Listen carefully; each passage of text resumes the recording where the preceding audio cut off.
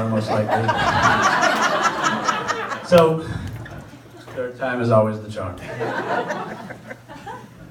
First off, it really sucks having to follow those two because you guys killed it. It sucks.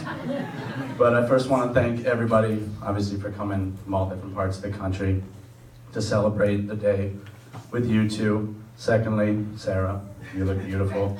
I'm glad you're up here. You make all of us look so much better. For anyone that may not know who I am, my name is Devin. And I can honestly say I have known Nathan since the day I was born. He was literally there at the hospital with his parents. So I've had no choice but to be best friends with him. So, it is what it is. But although I've never had a brother by blood, I've always felt like I've had a brother in Nathan for my entire life. Both he and I have been fortunate enough to go through every high and low in life and be able to accomplish many of our life's goals, to put each other by our side every step of the way. And even though we grew up like brothers, we've always had very different personalities. He's always been the smartest one getting all the A's, while I would be the one getting my A yelled at by teachers for being the funny man in class, trying to make Nathan crack a smile and laugh and not be so serious for once. Mostly so I could bring you back down to my level where I was academically.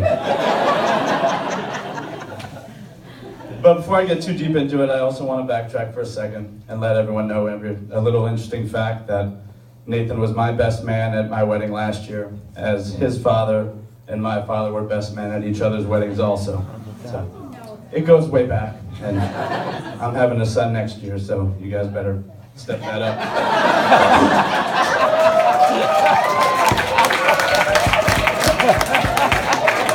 That's no pressure, Nathan. Just keep on good.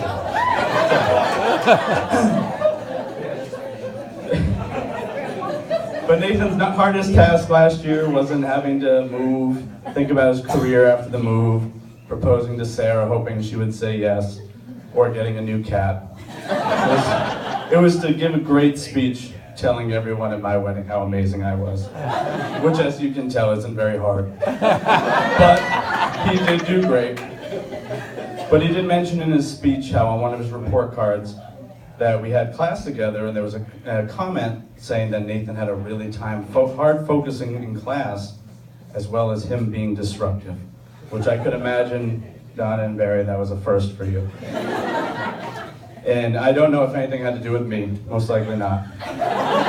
But I wanted to mention to you that if it was because of me, that I was actually very happy because that was one of my finest school accomplishments that I ever had. So I only have you to thank.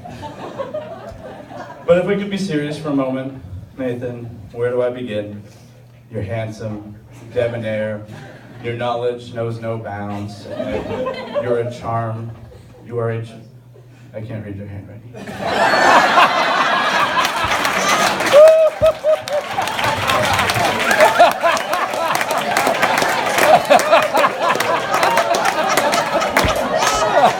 I'll just skip right over that.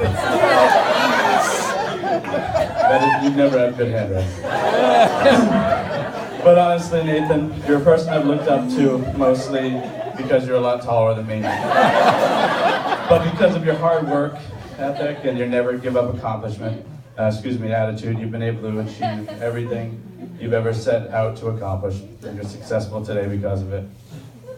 And I know you'll be a great husband to Sarah, but I also know you'll be a great father to your future children, because I see how you act with my own daughter, Kayla.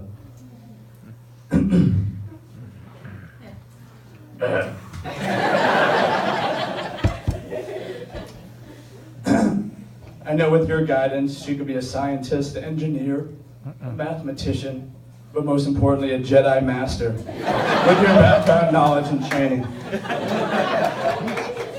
But to this day, we can all agree that your best Jedi mind trick has been tricking Sarah into marrying you. You will marry me, Sarah. But from the first time I met Sarah at BU, I saw how the two of you looked at each other, and it looked like you've been together for years. And I immediately thought to myself, damn it, I'm about to spend a lot less time with my best friend. But little did I know I was just going to be gaining another best friend for myself and for my wife to be able to spend time with, and also gain a role model for my daughter to look up to. Thank you. But the moment I knew you two were meant for each other was when my wife Diana met you guys down in Washington on our way back from a conference, and you guys were trying to decide where to eat. And my wife said, "I'm really in the mood for some ramen food."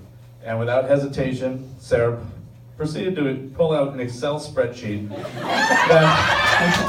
that her and Nathan had compiled over the past year of living in Washington of the surrounding ramen restaurants, with all of their pluses and minuses, with a whole code to go along with it. But the other example of how much in love Nathan and Sarah were was when I was speaking to Sarah in private, and I asked her, "It must really bother you, this whole man bun thing, man." And she said, "Honestly, Devin, I actually really love it, and it makes him look great." And I gave her that look, the really? And I honestly saw that she was telling the truth, which was just shocking to me. And I thought to myself, again, wow, you guys are truly meant for each other. But seriously, I'm so proud that you guys have made the step.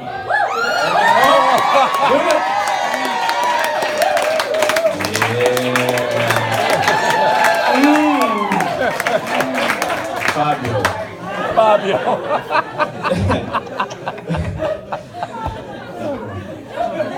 of you. But seriously, I'm proud that you two have made this step and made it official to spend the rest of your lives together. I couldn't be happier for the two of you and wish you nothing but the best for life together. And if we could all raise a glass and give a toast to Nathan and Sarah, so they can live out all their dreams together with eternal happiness. I love you guys. Cheers.